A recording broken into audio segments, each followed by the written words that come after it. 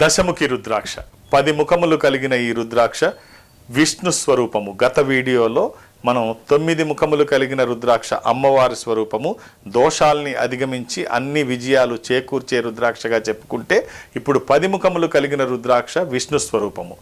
ఈ విష్ణు స్వరూపమైన రుద్రాక్ష దశముఖి. అంటే విష్ణు స్వరూపాలు చాలా రుద్రాక్షలు ఉంటాయి. ఇందులో సాత్వికమైనవి ఉంటాయి, తీవ్రమైనవి ఉంటాయి. బాగా అగ్రెసివ్గా ఉండేటువంటి అంటే విష్ణు శాంతి స్వభావుడనే అనుకోక్కర్లేదు.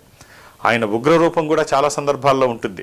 ఉదాహరణకి విష్ణు స్వరూప రుద్రాక్షలో చెప్పుకుంటే దశముఖి ఎంత శాంతంగా ఉంటుందో 19 ముఖములు కలిగిన రుద్రాక్ష అంత అగ్రెసివ్గా ఉంటుంది. అది ధరిస్తే అది మనం చేత్తో పట్టుకున్న ఆ వైబ్రేషన్ మనం గుర్తించే అదిగా అంత తేడాలు మనం గమనించవచ్చు. ఈ 10 ముఖములు కలిగిన రుద్రాక్షకి 10 గీతలు అంటే 10 ముఖములు కలిగినటువంటి రుద్రాక్ష. ఈ రుద్రాక్ష చూడగానే మానసిక ప్రశాంతత కలుగుతుంది. ఎన్ని టెన్షన్లో ఉన్న దశముఖిని మనం దగ్గరగా గమనించగలిగితే అది సరైన రుద్రాక్ష, అసలైన దశముఖి అయితే మానసిక ప్రశాంతత అది చూడగానే మనకు వస్తుంది. ఈ రుద్రాక్ష ధారణ చేస్తే అది ఇంకెంత బాగుంటుందో ఒక్కసారి ఆలోచించండి.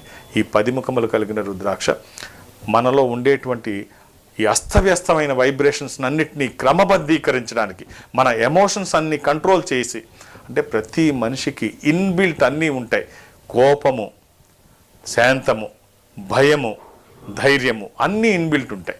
ఎప్పుడు ఏది ఏ విధంగా బయటకు వస్తే మనకి మంచి జరుగుతుందో అన్ని సందర్భాల్లో అది మనకి సాధ్యం కాదు. కాబట్టి మనకి అతీతమైనది ఒక శక్తి అది మన దగ్గర ఉంటే అది ఈశ్వర స్వరూపమైన రుద్రాక్ష. దశముఖాల రూపంలో విష్ణు స్వరూపం, దానికి విష్ణుమూర్తి ఆధిపత్యం వహిస్తూ మన శరీరం మీద ఉన్నప్పుడు ఈ ఎమోషన్ అన్నిటిని కంట్రోల్ చేయడానికి ఇది దోహదపడుతుంది. ఒక శాంత స్వభావం కలిగి ఒక సాత్విక లక్షణాన్ని మనకి కలగజేయడానికి ఈ దశముఖి రుద్రాక్ష ఏ కాంబినేషన్లో వేసుకుంటే బాగుంటుందో, ఏ రుద్రాక్షల కలయికలో వేసుకుంటే బాగుంటుందో నిష్ణాతుల్ని అడిగి తెలుసుకుంటే, లేకపోతే ఒక్క రుద్రాక్ష కూడా వేసుకోవచ్చు. ఆ ఫలితాలు యథాతథంగా వస్తాయి. ఓం నమ శివాయ. రుద్రాక్షల్లో అతి ముఖ్యమైన విషయం ఏమిటి అంటే, రుద్రాక్షల్లో 100కి 99 నకిలీ రుద్రాక్షలే. అంటే 1% అసలైన రుద్రాక్షలు దొరకడం చాలా కష్టం. కాబట్టి ఎక్కడ పడితే అక్కడ వేసుకోవడానికి ఇది కన్జ్యూమర్ ప్రోడక్ట్ కాదు.